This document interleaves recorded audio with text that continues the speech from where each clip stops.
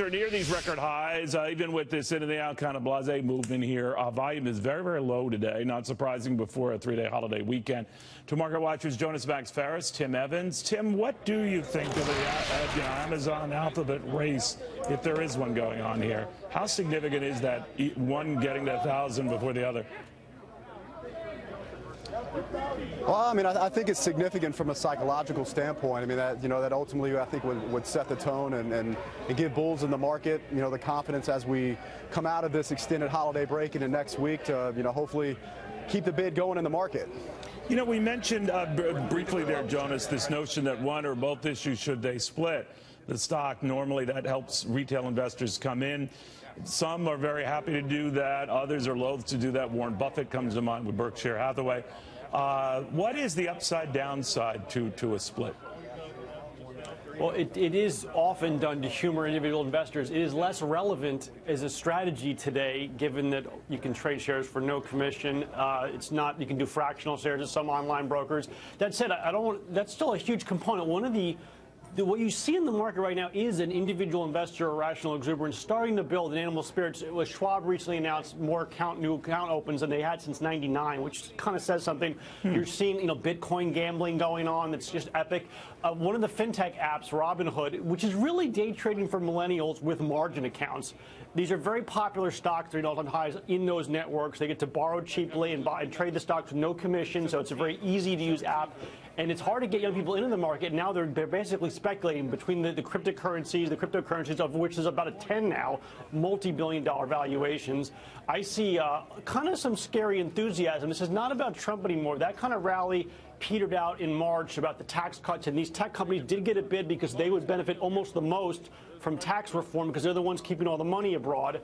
That's fallen apart. The stock market got weak, and now it's back up again, and now it's more just investor optimism at this point. Tim, I wonder if that is true, and I don't doubt, Jonas, of this. I've heard similar sentiment that maybe this isn't driven by the hope for, eager for tax cuts and the like, that this market will continue climbing even without that. I can't imagine that, but you're closer to this fire than I am.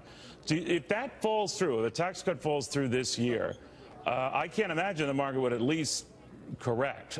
What about you? Well, I mean, there's a lot of different explanations one could have for, why we are where we are currently in the market.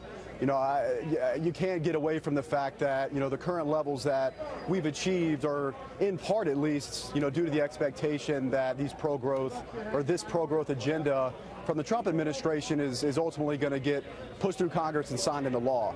Obviously, if that does not happen, the market should receive that negatively. I mean, I think the kind of movement we're seeing this week, I think the market's mispricing risk.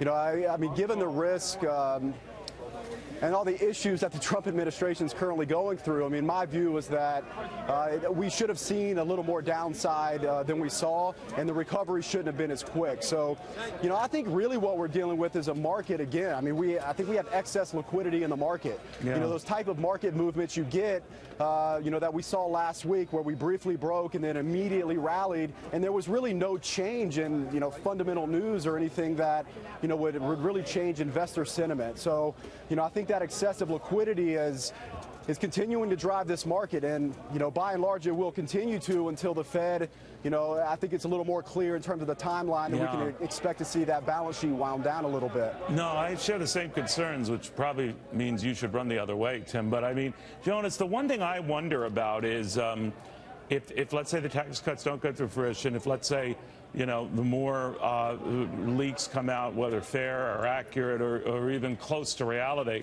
on this whole Russia thing, the more damaged goods potentially the president looks like.